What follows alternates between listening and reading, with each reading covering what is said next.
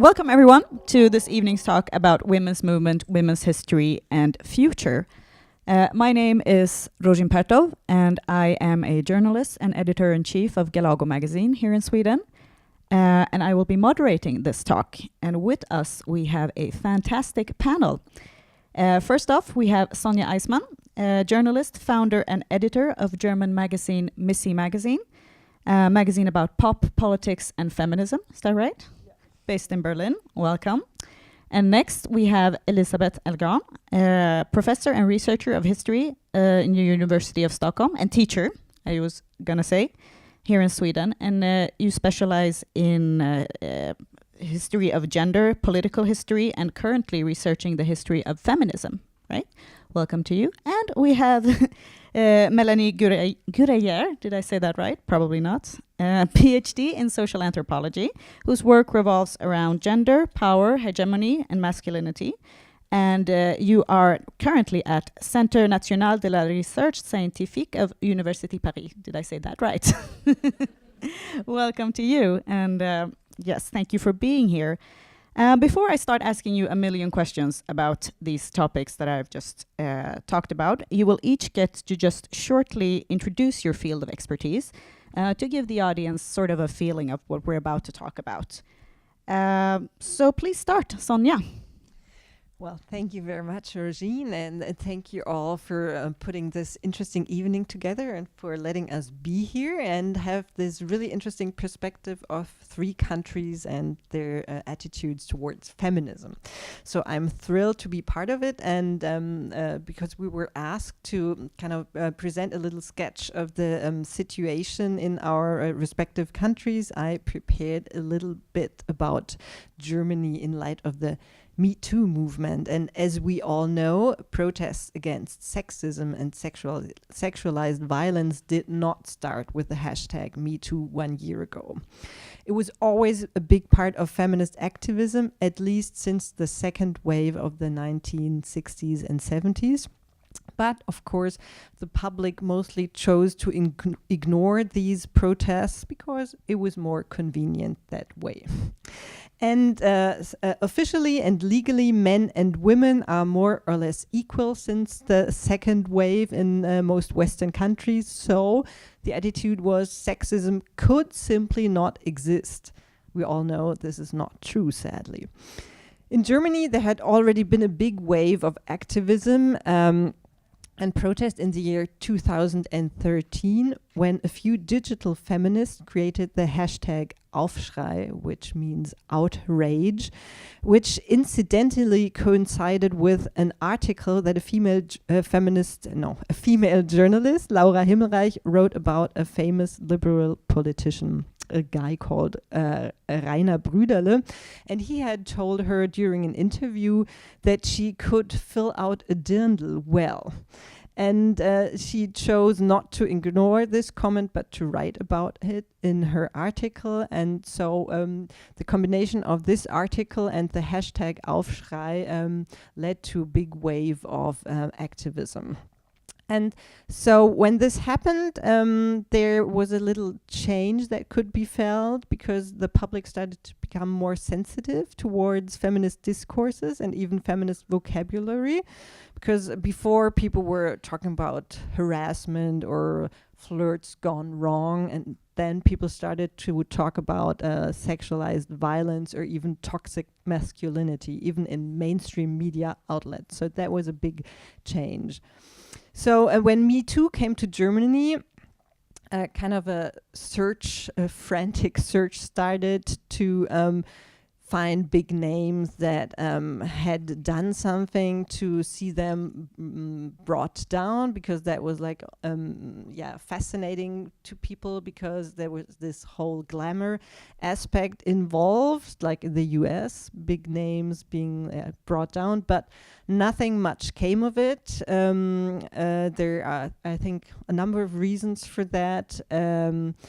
which still have to be discussed, but the Big Bang never happened. But what did happen was that among lots of cultural fields, there started to be kind of a soul searching about like the state of the institutions themselves. So people were reflecting things like, does the literature business need a Me Too movement too? What about sexist structures on Germany's theater stages? How come women film directors never get the same amount of public funding as male directors? So these discussions started to get going. And of course, there were also, like in France, we might be talking about that later on as well, dissenting voices, not only from the right. As you might know, we have like a right-wing party. It's like the biggest oppositional party right now, the AfD, Alternative für Deutschland, but not only like their supporters, but also like left-leaning liberal women, like the German philosopher Sonja Eismann said, oh, this is all about victimizing women and they have to find their strength and they have to become potent women. That was the title of the book she just published, Die potente Frau, the potent women.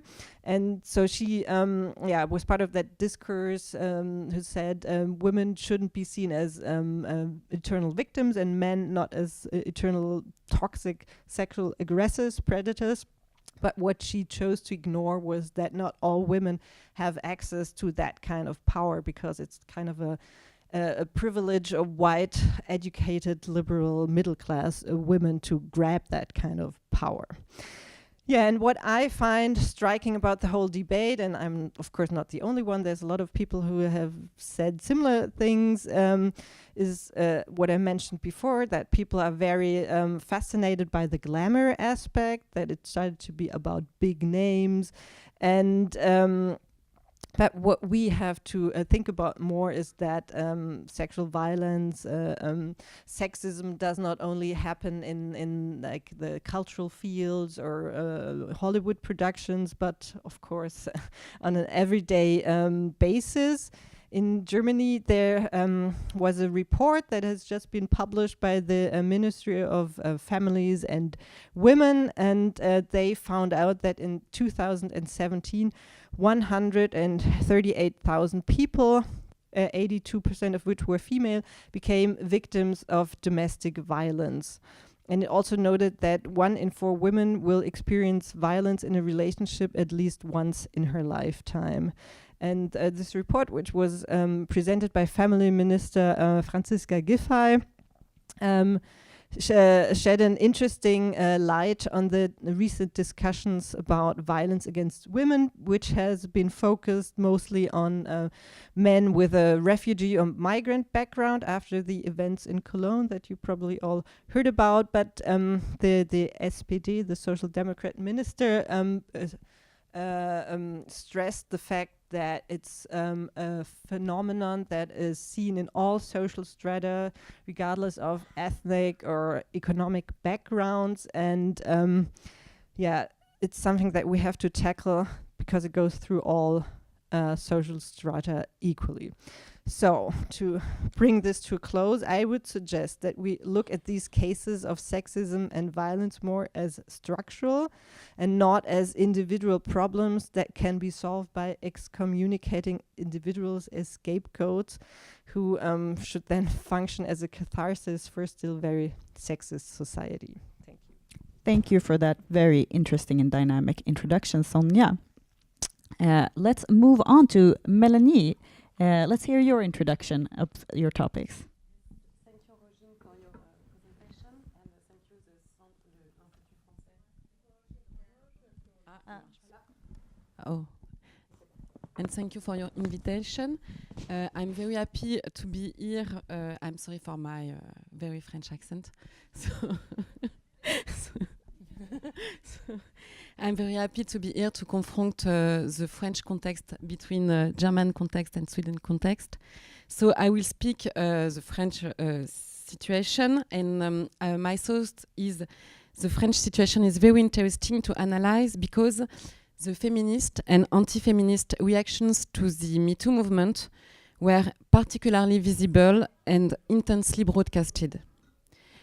I would like to insist on this reactionary dimension in the French context because it seems to me that it reflects a historically complicated relationship towards feminism. Therefore, I will insist on this point now and then come back to it during the Q&A. I also have to specify now that I'm very interested in this issue after Metoo for a second reason. I have been working on the notion of masculinism and anti-feminism for 10 years now. I talk about it in my book, Alpha Male, but I'm sorry it's not translated yet in English. So in French, there is a lot of mediatic and political celebrities who were in favor of the Metoo movement before they say but. A lot of those celebrities argued that it is good to denounce rapists, but that it could also cause harm. By denouncing sexual violence in a public context, victims would replace authorities and generate an injustice that may destruct the lives of men. They could lose their job, their family life, and so on. In their speech, victims magically become persecutors, and the abuse they underwent disappears in order to preserve the integrity of men. Such anxiety is justified by the specific form that the movement has in France, since there is not only the MeToo movement, but also the balance ton porc movement, which literally means snitch your pig. Snitch on your pig. In theory, this hashtag has exact same functions as the hashtag MeToo, that allow women to testify the way they like and to testimonies come together on the same platform in order to make the extent of sexual abuse visible. But the expression snitch on your pig was called vulgar and abusive. It would basically put all men at the same level. They would all be rapists in the making. I'm clear? You're very clear. You are. It would be masculinity on the wall that would be targeted by hashtag MeToo. This kind of speech keeps undermining the very existence of the MeToo movement on many levels. In its mobilization, the movement will be crude, vehement, and too passionate to be really political. In its claims, it would go too far, would be too radical and too political. All men would be blindly accused, and hashtag MeToo would be in fact an anti-man movement leading to censorship and puritanism. This argument of puritanism, feminism, is not new. It is even a recurring argument in masculinist reaction. It is even used by women because, unfortunately, men don't have the monopoly of anti-feminism and masculinism. Some women defend men's cause really well, and even more so when their class and race interests converge with those of the white male. Maybe you've heard of the Tribune of the 100. It is a tribune published in Le Monde in June 2018 in reaction to the feminist uprising that hashtag MeToo. Some women claim the liberty to be annoyed. We could almost believe it's a joke if this tribune was not signed by some of the most famous women in France today, like Catherine Deneuve. To sum up, this tribune claims the right for women to be bothered by heavy flirting because it is simply men's right to hit on women. This tribune was obviously a scandal, and a lot of people was opposed to this old school arguments that defend such retrograde conventions such as French gallantry. I co-signed a tribune with 5 other feminists called Can Feminist Speaks? Can Speak, yes, thank you. It generated a great national interest and was signed by more than 1,000 feminists and women in France. It was even spontaneously translated in 4 languages, not by me, you can see, in Spanish, Italian, English, and Arabic. So there is also an avant-garde feminism in France. But it seems important to me to talk about the reactionary movements as well, because anti-feminism is particularly powerful in France today. Thank you. Thank you very much, Mélanie. We have similar movements in Sweden, and I think maybe in Germany as well. Elisabeth, please. Thank you. Is this working? No, it's not. No. Take this. So this is better, I think. Yes. Thank you very much. Very interesting to hear about the situation in Germany and in France. Also, I knew a little bit about it. I followed it a little bit, and I would say that maybe you don't agree with me here in the audience. I suppose you all live in Sweden, at least the majority of you live in Sweden, but I would say that compared to France, Sweden is like day and night. We are like night and day maybe on this topic, Me Too. I don't know if you remember that we had a Me Too movement already in 2010. It was the Finnish-Swedish journalist Johanna Koljonen who started on Twitter a hashtag called Tala om det, prata om det, talk about it. And the theme was the same. It was about sexual harassment in the cultural sector, between friends, on the workplace, and it attracted a lot of attention at that time. It lasted for like 1 year and was quite an important topic, and then it faded away. So I would say there was a sort of groundwork done when Sweden, that is quite close to the US. They are maybe not close to us, but on a culture point of view, US popular culture is everywhere in Sweden. So when a Hollywood director and a Hollywood star was in the American medias with this scandal of sexual aggressions, it immediately was very big in Sweden. So I think it's interesting to ask ourselves, why didn't it in 2010 become as big as it became in 2017, 1 year ago? Was it the celebrity factor? Was it the US popular culture that is so present, so that we do celebrities are from that culture is so important to us? So media and the discussion and the activists will pick up on it.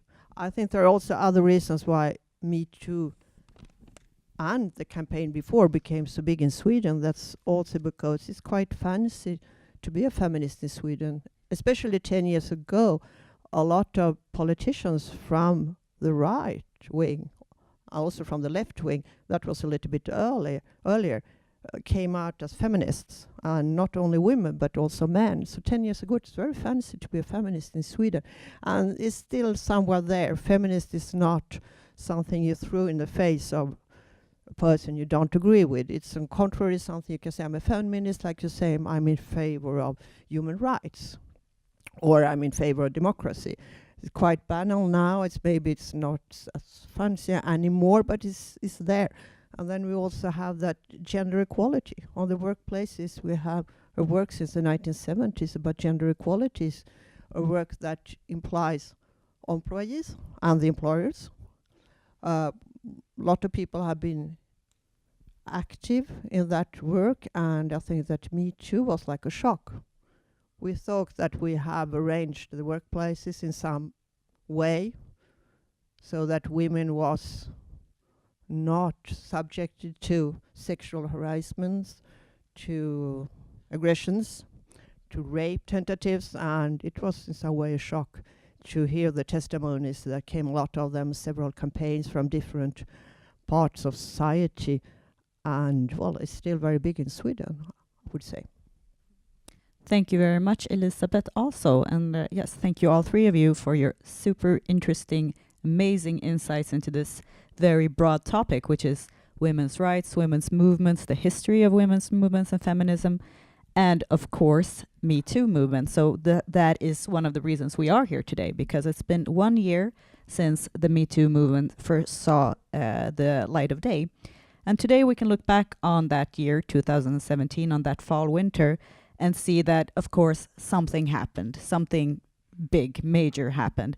A pressure cooker exploded almost, you could say. And a steady stream of angry, hurt, unjustly treated women together raised their voices almost all over the world, at least in the Western world, and spoke about the injustices that they experience. And in one particular field, which by and large is still seen by like objects by men, which is women's right to their own bodies. So I wanted to ask you, panel of experts, let's start earlier than 2017. What movements were there before the Me Too movement in recent history, let's say from the 1970s and forward, that led up to Me Too? Let's go around with each country presenting a few highlights, let's say, from their own women's history. Sonja, would you mind starting? No, I can start again. Yeah, I think in Germany, the 68 movement was very important in that respect as well, because in the beginning it was not about women's rights, because it was the I don't know the English term, but it's a Marxist term, so it's maybe okay to say it in German. Nebenwiderspruch. It's like not part of the big debate. How can we achieve a just, of course, communist society? But it's something that will be solved along the way. It's not important. So then in 68, women were fed up with being only on the sidelines, because men went to the big meetings and they had to stay home and take care of the children and do all the stuff in the housework. And then they started to, a lot of people don't know that, because they say, oh, feminists are against children. That's like a popular argument in Germany still. But they started out founding Kinderläden, these like anarchic kindergarten systems where children could be brought up in a non-hierarchical way. So that was a way to have these children together with one of the adults watching over them, and the others could go to the political meetings. And in Germany in 68, there was this incident of the flying tomato, because one of the Congress's a young woman, they wanted to address the issue of sexism inside the leftist movement, and one of the female discussants brought it up, and then the guy after her, he just like pretended nothing happened, and then another woman threw a tomato at him, and people say so that was kind of the start of the second wave, because they did not want the sexism inside the movement and of course society at large to be silenced any longer. And yeah, there were lots of like activist strategies, alternative movies about sexism, and also in alternative circles in the 1980s, I would say it was quite popular to kind of denounce rapists or sexists in a kind of like subcultural way of like writing on somebody's walls, rapists, we're going to get you. So that was kind of like a DIY approach of taking justice into your own hands, which is of course questionable from a democratic point of view, but that was something that happened. And of course then in the 90s, like when third wave feminism or pop cultural feminism came about, people were tackling pop culture, which was omnipresent at that point, and they were saying, oh, why are these visual representations of gender so traditional and old school? We have to talk about the sexism in music culture, in video culture, in entertainment culture in general. And then, just to sum this up, also when internet activism and digital feminism came about, it was also a very good strategy to network globally and get active with hashtags. I've mentioned the hashtag Aufschrei Outrage, which won a very prestigious media prize as the first hashtag in Germany. But of course, there's been a lot of criticism. People say, yeah, but what good does it do when you just like sit in front of your computer and type in hashtags? You have to get organized on the streets, but that happened as well, but not as visibly. Interesting. Me Too was also a hashtag. And look where we are now. Elisabeth, how would you say the Swedish history has looked? Well, if you don't mind, maybe I can go back to the 19th century, because the feminist movement is quite old, and already in 1848, you know, the spring of the people in Europe, there was of course, 200 years. Feminist networks, but at that time, those feminists, they couldn't raise sexual political questions. Sexual politics were out of their reach because they were so much under attack, as they was accused of hating men, wanting to enslave men, being lesbians, etc. And to be public at that time for a woman was to be a prostitute. The women's place was beside the fire and not in public. So I would say that up until the 1970s, it was impossible for feminists to speak out about sexual questions. There were some tentatives during the First World War to try to protest and to take up the question of rape in the wartime, but it was silenced. Some of the feminists themselves, because they didn't want to split the movement to accuse the German army of rape on Belgian girls and women. So in a way of trying to show that women are peaceful, they downplay that question. And I think we had to wait until the 1970s when feminists could start to speak about those questions without being accused of being homosexual or prostitutes, etc. So then came all the criticism. I would say first round was against pornography. That was quite a big issue in the beginning of the 1970s. I suppose it was also so in Germany. I'm not sure about France, but in Norway also it was very big. It was inspired from the United States. It was also protest against the competitions of who is the most beautiful woman and who is the best on cooking, baking cake, etc.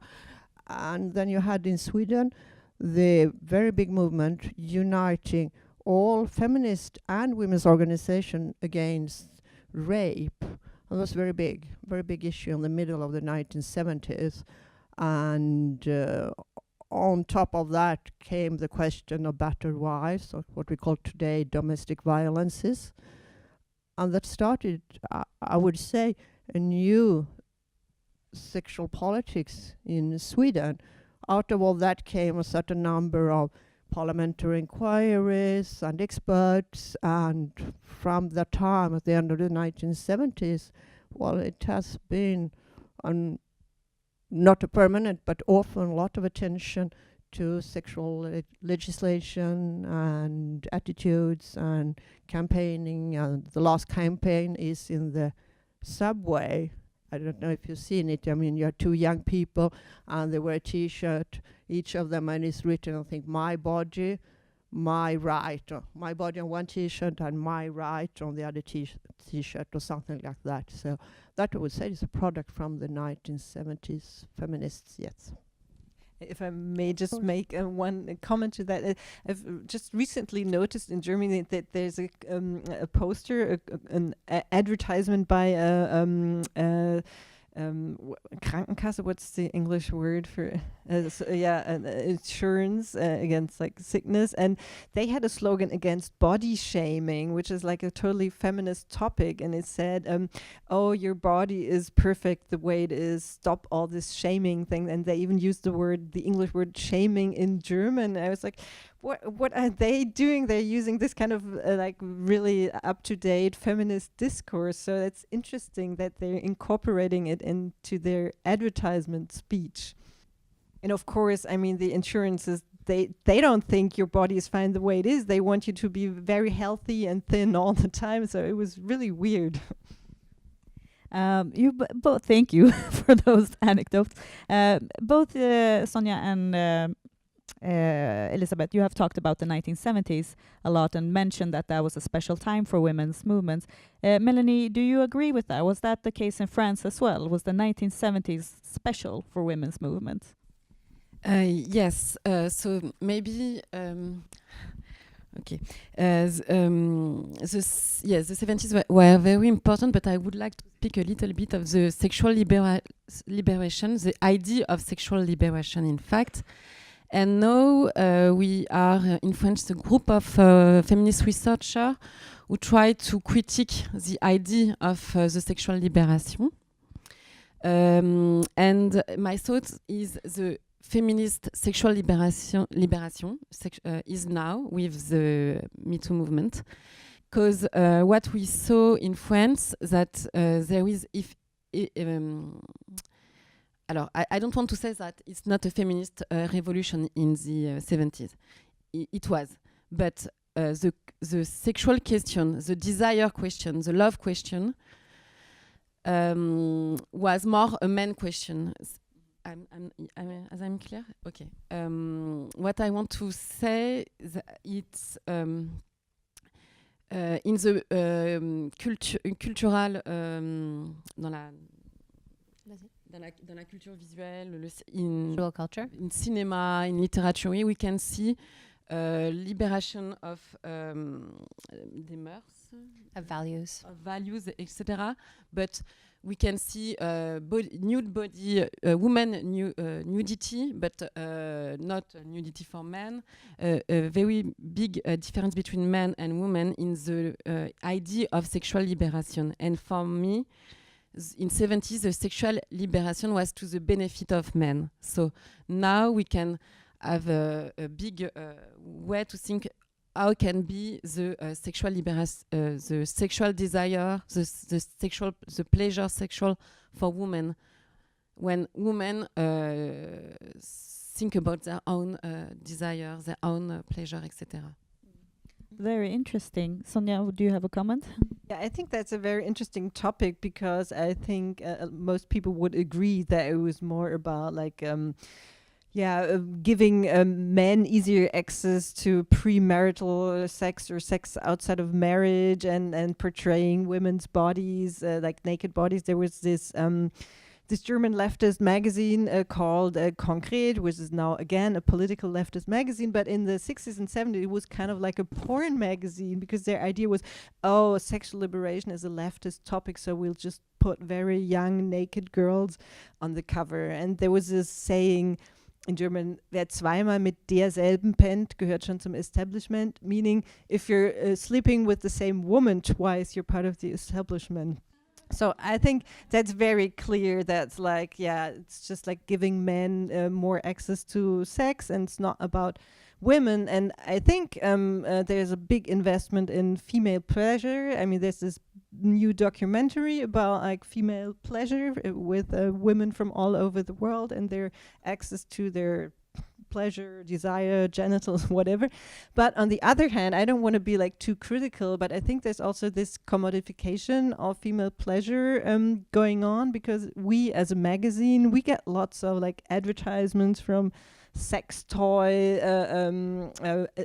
enterprises, and it's just, I think, a big trend to see your own sexuality as kind of a product as well, and to own it like in a feminist, like with a feminist attitude, also means in that kind of politics to treat it as a product and buy the fitting products to have like an even better sexuality, that to be more orgasmic and to even have an orgasmic birth and everything. So I think that's interesting because, like, as we're seeing now with feminism, now that everybody wants to be feminist, it's also like capitalism is incorporating feminism into its strategies. I mean, we've seen like big brands having feminist T-shirts and Dior having this "We should all be feminist" T-shirt, and I never thought this would happen because I thought, oh, feminism is supposed to be so ugly and unattractive. This is never going to be like taken up by capitalism, but now there we are, and I think we have to watch that closely. Elisabeth? To some extent, I agree, but that is not the only thing I would say. When I talked about that campaign, I think it's a very positive campaign. It's a public campaign from think health authorities. It's about new legislation in Sweden that it's now compulsory to have a formal agreement. I know that in France there's been a lot laughing about that you needed to sign a contract before having intercourse.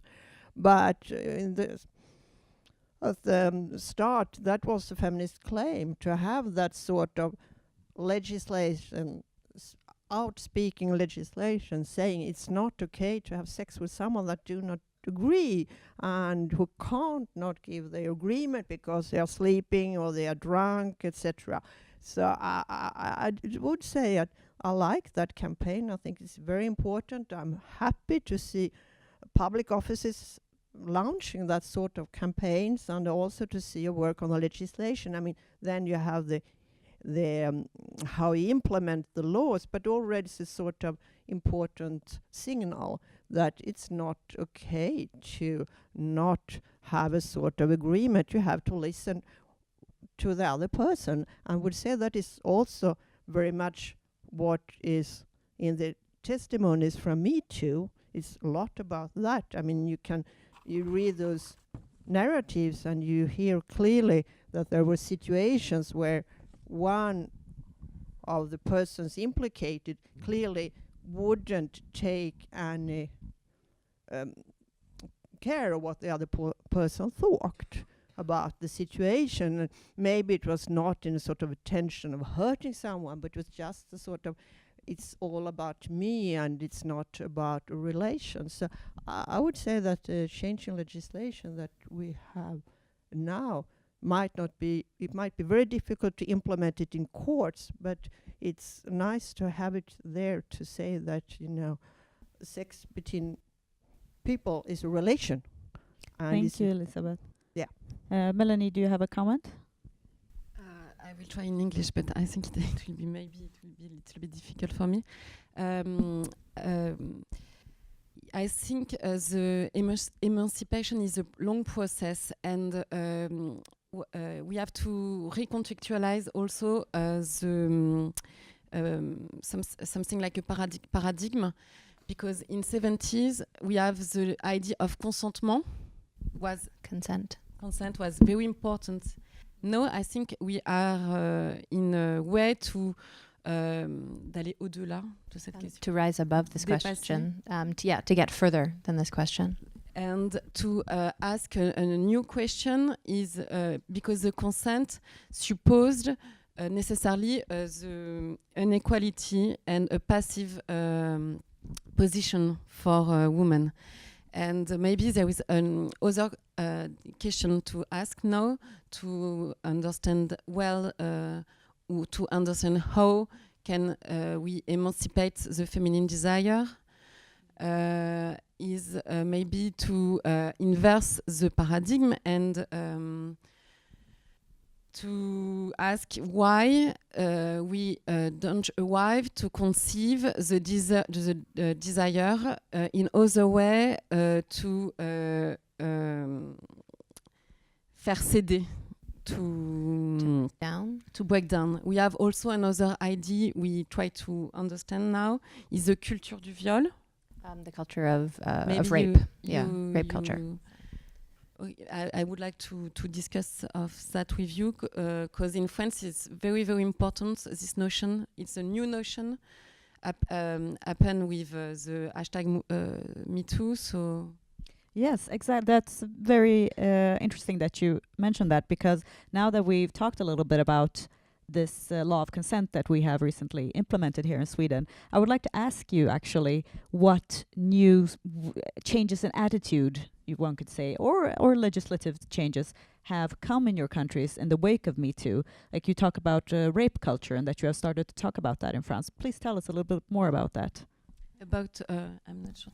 Le culture du viol, si tu peux développer un peu. Yes, that's what I try to explain with the 70s and the movie with you can see women totally nude, and the scenario was every time the same, that a man tried to conduct a woman to have a rapport, and she say yes or no, but she is never the initiatrice.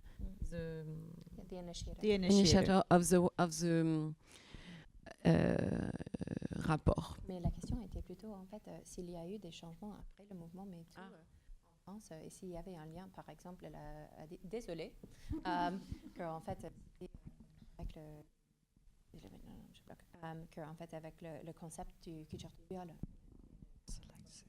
Ah oui, yes, that's exactly, yes, what I want to say. Yes, the culture du viol was appear with hashtag MeToo. Mm-hmm. It's very new. The rape culture is visible. The rape culture, yes, really. And now it's very used in media, in scientific research, in feminist vocabulary also. Yes, a lot of things change, and this expression is very new. Thank you. Elisabeth, I know you have a very good example of recent attitude change. But I'm not going to take that, if you don't mind. I can take later. Not going to talk about Sweden. Is it working? Yeah. Thank you. Because you're talking, it's very interesting to hear that that's a sort of new discourse in France, talking about the culture of rape. Because if you go back to the 1970s in France, there was this very big issue of rape in a process in the court of Aix, I think it was. There were 2 Belgian nurses that had been raped in a camping, and by 2 Frenchmen, and they decided to take it to court, and that became a big issue for the French left, because a lot of French intellectuals from the left didn't agree with that. They thought it was not good thing to accuse these 2 men of rape. Men were from the working class. Those young Belgian women, I think they were 21, 22, they were nurses, so in that time they thought they're like sort of middle class, and those middle class women came to accuse these working class men of rape, and it was very big question. I will not give the names of those who were very much against those Belgian nurses taking the case to court. I think it was for like 2 years. All this discussion continued. So it's a miracle if we now have something like a word to say, the culture of rape, because it's very shocking to read that debate that were in the end of the 1970s in France, with that idea that women shouldn't take a rape to court because in fact the men were the victims. They were working class, they needed to have intercourse with a woman, so it was quite normal that women should be there on their service. Thank you, Sonja, please. Yeah, but these questions are still very much with us today, because I just recently talked to an feminist activist who was active in the protest at the Tahrir Square in Cairo, and she told me that there were like sexual aggressions, and not only from like supporters of the regime, as I had always thought. It was not quite so clear, and she said it might have been like comrades who put their hands down their pants in the big uprising. And then it's very difficult to talk about that, because you don't want to denounce somebody from your own movement. But of course, inside these movements, there's still patriarchal sexist structures, and you don't just get rid of them like that. And I think that's still a problem, and I think that's why it's so important to become aware of the fact that we're living in a rape culture with toxic masculinity. concepts. But I wanted to add something to the consent debate and also the desire debate, because I don't think it's the same thing. I think there's a bigger heightened awareness that consent is a concept that's necessary, although people ridicule the concepts of, oh, you have to sign a contract and blah, blah, blah.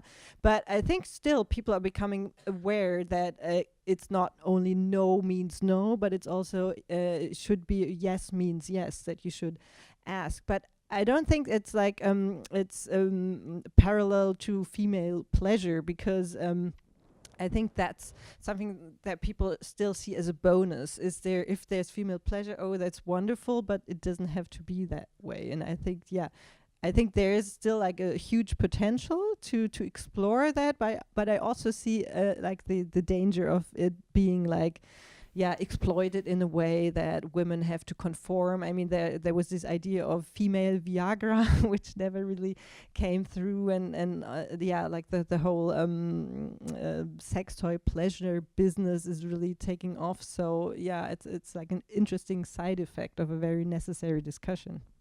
But on the topic of rape culture, I think you mentioned something very interesting in the beginning, Sonja, and you have also touched upon it. Do you believe that there is a conflict between, for example, class struggle and feminism?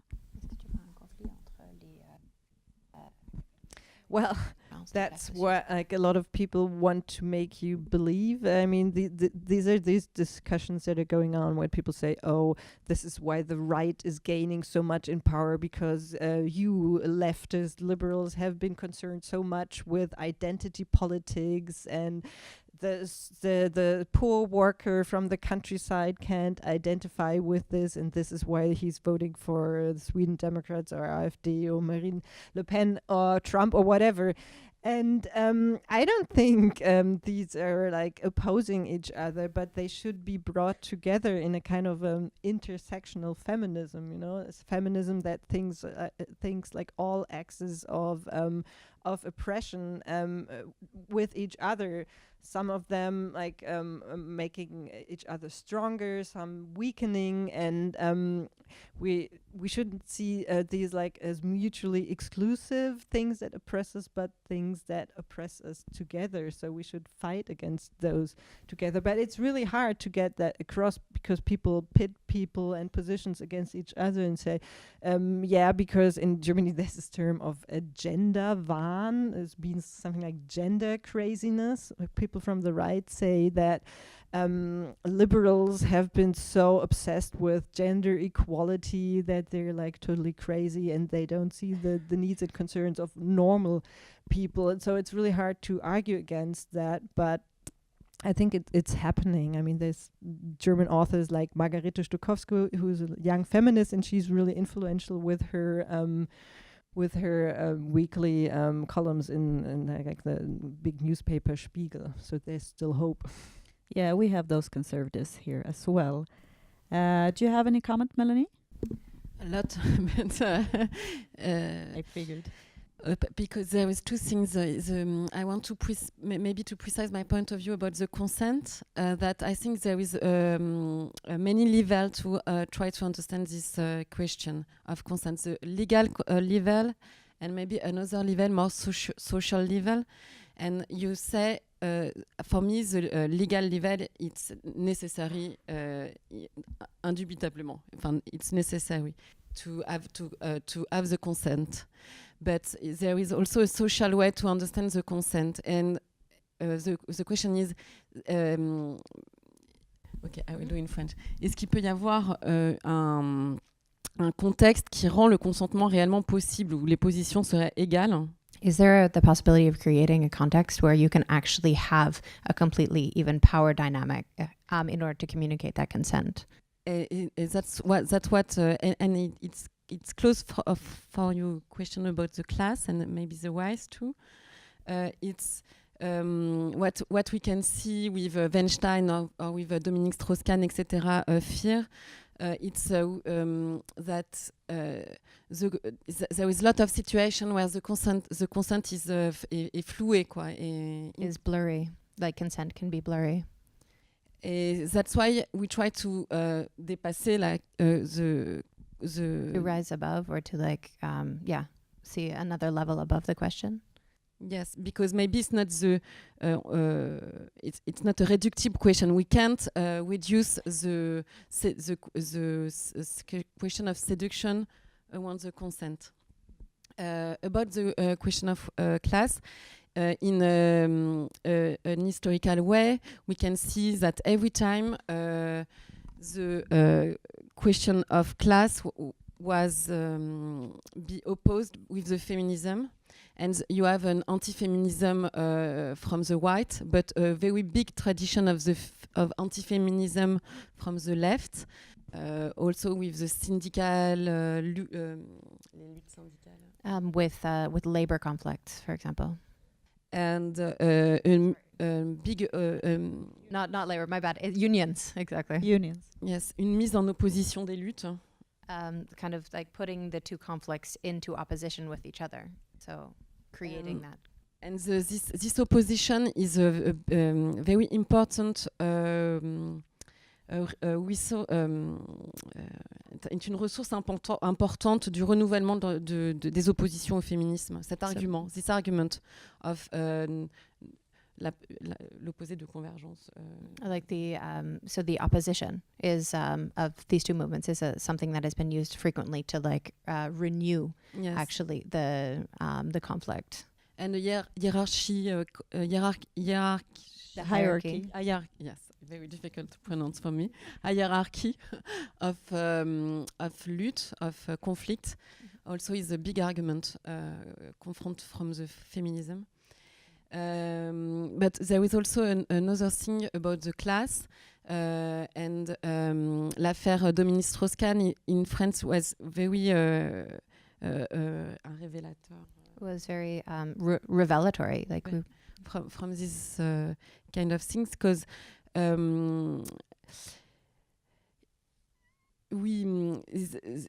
what's happened, it's not only a web, but also a web from a very powerful man.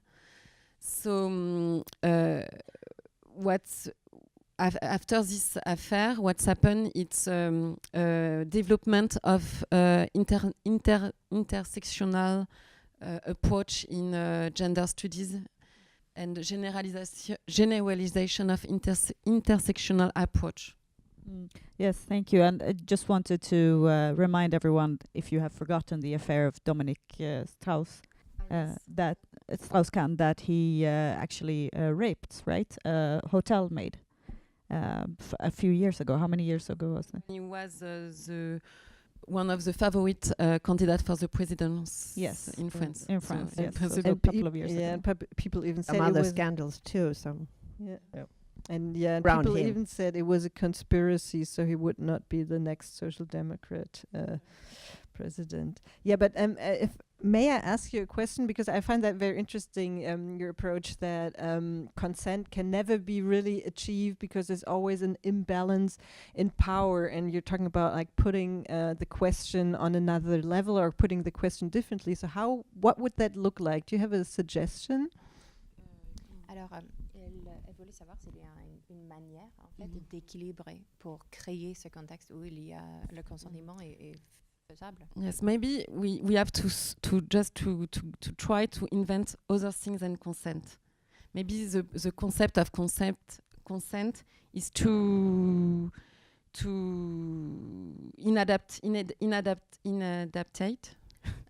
Unadaptable. Unadaptable. Thank you. to the context, historical context, to the society now, and there is hegemonic to think about the seduction, about also a lot of things between the rapport between men and women, but maybe we have to sort with other concept now. Thank you, Elisabeth. Yeah,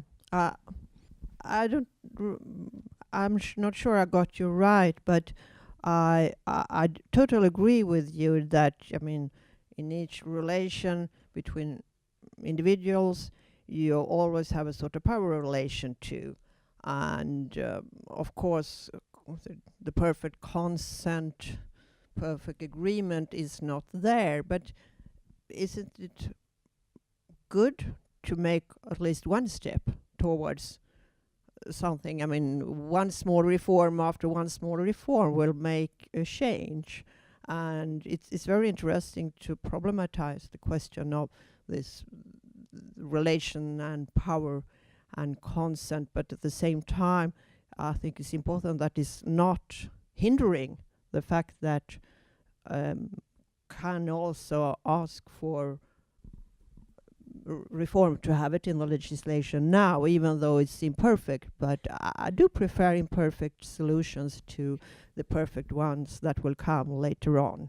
You never know if you get them. Yeah, exactly. No one knows when they will come. We've had a very interesting discussion now about consent and in the wake of Metoo, and I didn't get to ask you a million questions, but you gave me a million answers, maybe. To sum up, though, I would like to ask you, how do we make Metoo historical? How do we make it end up in the history books when we write the history of the 21st century? Anyone? First of all, I think we have more women who write book of history. And the second thing is that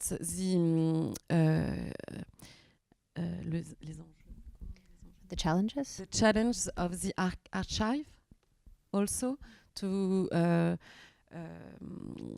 we can see now with historical distance that the goal is to constitute a lot of archive of feminism. I think it's an important and to have also researchers who work on this movement. Not only researchers, but people who work on this movement. I would say that history books do not reflect what happened in the time. It do reflect the need of society to try to understand some questions. So if questions like this will still be on the agenda, yes, then Metoo will be in the history books. And what was great with Metoo, at least my experience, was that people started to talk with each other about this. My mother, 90 years old, started to tell me how it was when she was a student in the early 50s. And she had never told me. And she said, I never thought about it, in fact. I didn't put words on it, but it was like this. You were told you should not go up for an exam alone with that professor because he would try to have sex with you. And you was always to be aware of all those things. And then my French mother-in-law, 91 years old, started to tell me how it was to work in a plant in the end of the 1940s when there was no fabrics to make dresses, so you had very short dresses. And then how men had fun on sending women up climbing stairs so that they can look on this big underpants you had after war, because there was no fancy underpants and all that. So I think that was really a change. So maybe if it not ends up in the history books, it was a great moment to hear those women putting words on things they in some way had forgotten or hadn't expressed themselves as an experience. Yeah, I think the question about history books is a very interesting one when you project ourselves into the future, because first of all, will there be history books or will it be something else? But also, like to put it more seriously, the question of feminism gaining access into history books is quite sadly a new one, because it's never been part of like educational curricula in schools. I think that was one of the feminist demands that we have to take up, that feminism, I mean, I don't know how it is in Sweden. I guess in France it's probably like in Germany. It's not taught in schools. It's not part of the curriculum. You don't really hear about it. So all the feminist generations have to reinvent their own history or her stories or whatever. So I think it's important to have that as part of a history of social movements. On the one hand, on the other hand, I would like Metoo to become known not as the start of something, but more as the end of something. Because, as I have tried to show, there have been lots of like activisms against sexism, and I would like that to be like the final point of sexism as being accepted, socially accepted. And now we should like march into a future where it's like definitely out of the question that sexism is okay. I mean, it doesn't really look that way, but we can only always wish for that kind of future. I agree. Wow. Nice vision. Thank you so much. I am done with my questions, but before we round up the evening, we're going to open up for questions from the audience. So do we have a microphone or something that will go around to the audience? Of course. Just raise your hands if you want to ask the question. Oh, we have questions. Lovely. Thank you. Does it work? Yeah. Hi. Thank you so much for the talk. I just wanted to address something. You talked about classes and intersectional race, feminism, and I want to address racism. It's something that is very big in feminism as well. There is a lot of white feminism, but in intersectional feminism, there is for me an open door to gather all of this class issue, racism issue, and inequalities, and this relationship between oppressor and the oppressed. For example, Strauss-Kahn raped a black woman. Her name is Nafisatou Diallo. So that's important also to replace this. There is also something that is maybe more related to France, because it's also where I'm from. It seems that this country is so entrenched in colonialism and racism that feminism now is blocked at this issue. How to dismantle the institutionalized racism. For example, there is two exhibitions today in Paris. One on Miro, who exhibits only on his obsession on women, and one there is even the N-word. There is nothing talked about, and the person who wrote the text is a female historian, art historian, but there is nothing on this oppression and why colonialism was a huge inspiration for art. And there is also Picasso exhibition on his early inspiration about this figurine from Africa where France killed so many people and raped so many women.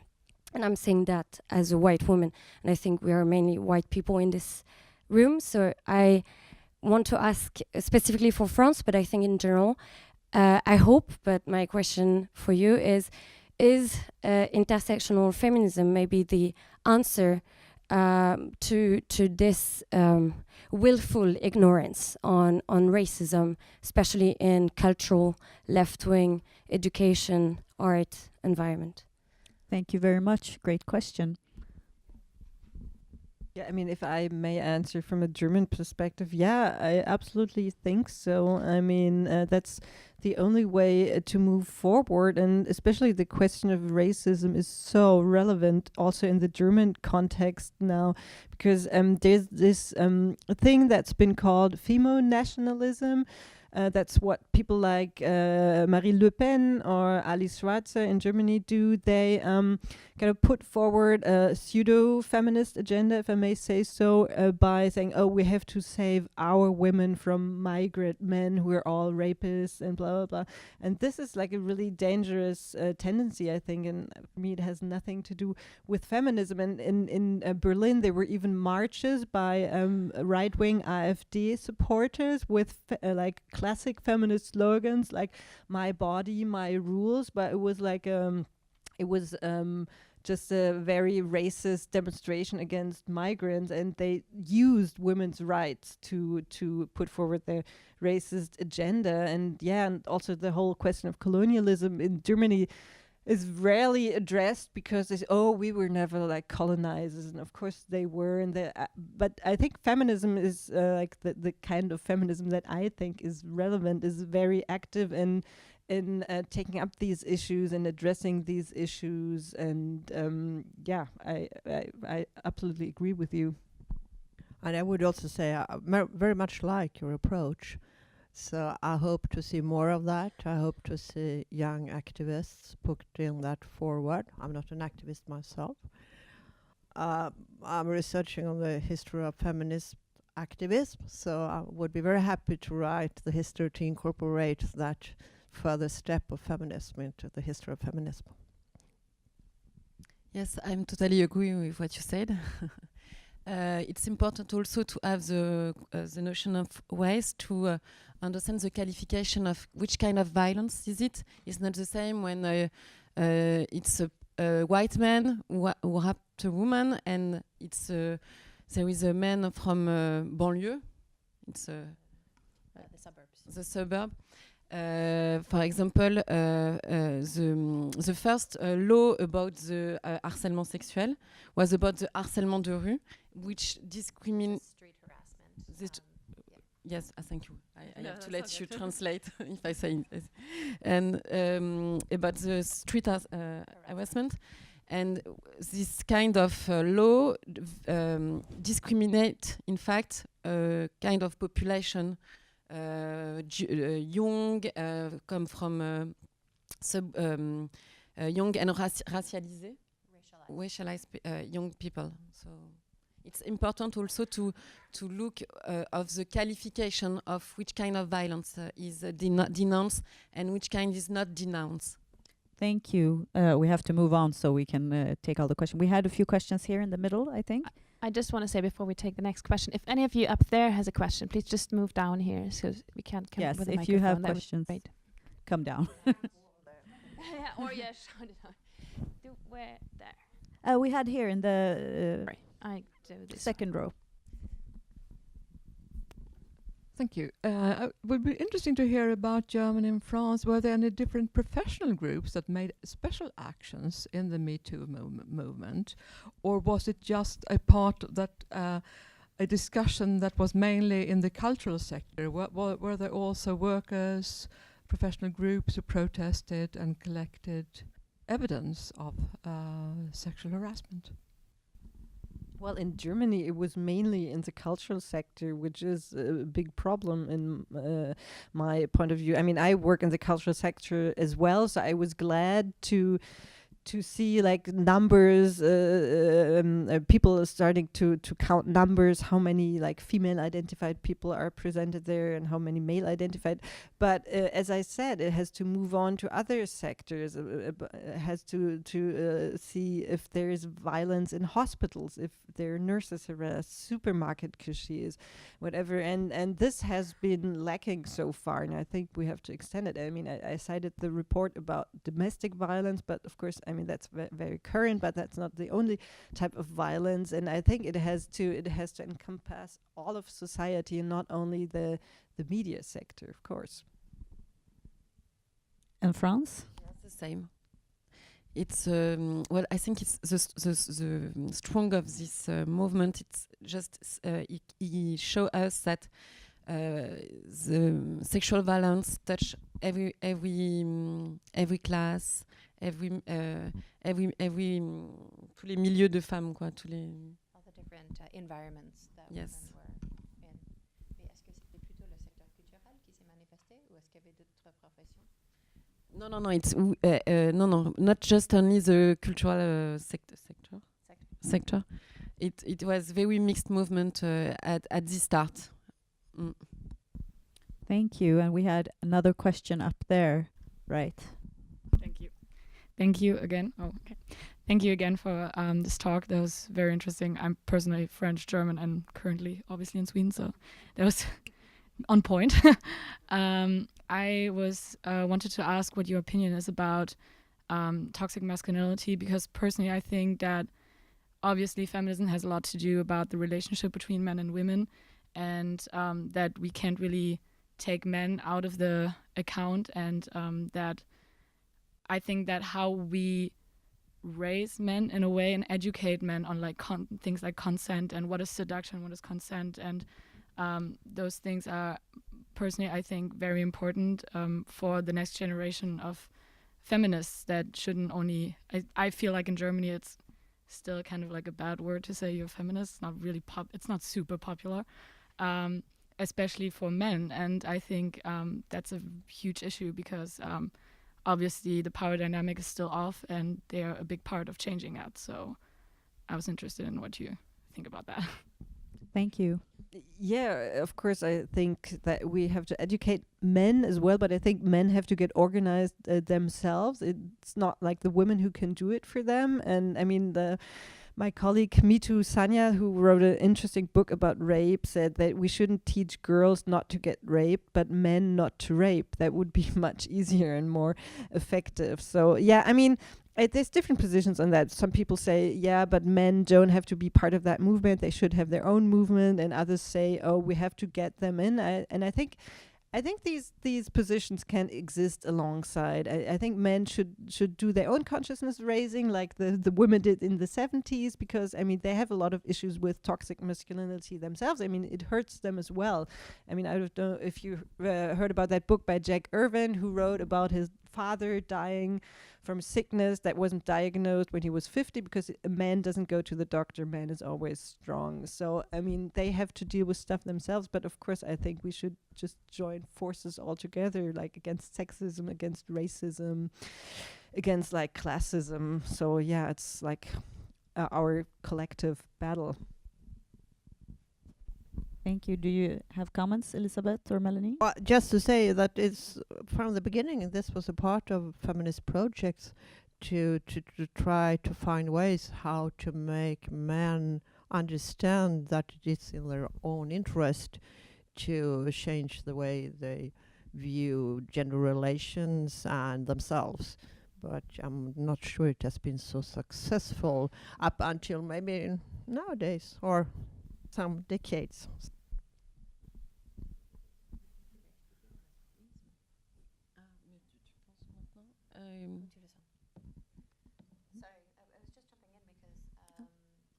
Mélanie introduced me to the concept of masculinism only an hour and a half ago, and I think about this, and I'm raging.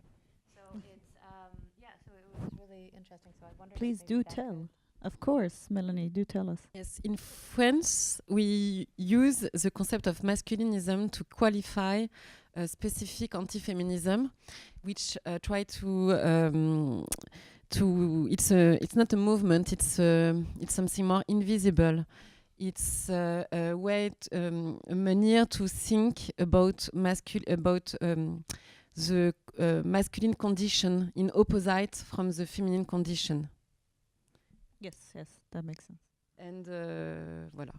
Yeah, I mean we have them as well in Germany. I mean they're very well organized. They're these like hate trolls who are posting like very sexist commentaries below all feminist articles, and they're called masculinists as well, or mascus. And a lot of them are men who lost custody of their children after like a divorce, and who feel like victims, and they try to show that men are the real victims in this battle of genders, and they have very like traditional genders. And they even in Germany like have a kind of a website that looks like Wikipedia. It's called Wikimania, like man, and they put up all the names of like well-known feminists and denounce them as being like ugly, hairy feminists and whatever. So they're in Germany they're very well organized. They are not unknown in Sweden either, but yeah, I don't know if they are so much organized. Let's hope What not. would you say? I wouldn't say they're as organized as what we hear, but unfortunately they seem to be on the rise. Do we have any more questions? Yes. Hi, thank you for a great discussion. I understand that the Metoo movement gives visibility to violence and harassment against women in the workplace, in the public sphere. I'm not an expert, but as I understand, it happens even more in the private sphere, in the household. So my question is, how can the Me Too movement or other movements that may appear in the future help give visibility to where it happens the most in the private sphere? Wonderful question. Thank you. Can I? Yes, please. I think one of the benefits of Me Too movement is precisely to show us the continuum of the sexual violence, and to think not in separate sphere all this kind of violence. I think that it shows us that the sexual violence is a big system to construct also the heterosexual spirit. So, voilà. Thank you. Elisabeth, do you have a comment? I don't think I can answer the question. It's better to take it with those feminist activists, as I suppose are in the audience. I think maybe we have to find another format for it, because the very public nature of hashtags has to do with denouncing somebody openly and publicly, and most people don't want to do that when they're in a relationship with somebody. So I think maybe we have to find other ways to talk about this, to make this public without without the factor of announcement. I don't know how that could look like, but I think we have to create a climate where it's okay to discuss these things, because I think that's one of the big challenges. Because I mean, most people know they're rapists. It's not like the unknown man who hides behind a bush and jumps out and rapes you, but in most of the cases it's somebody you know. So we have to talk about that more, and heighten awareness also again among men, that of course it's not okay, but also to talk to your male buddies about that, and to change the climate there. Thank you very much. And I think we don't have any more time. I actually think I've stolen 20 minutes from all of you, so I'm sorry about that. Thank you so much to the panel for your answers and for your interesting thoughts. And thank you for the audience for your questions, and of course for coming here and listening to us. It's been a great evening. Thanks. Thank you.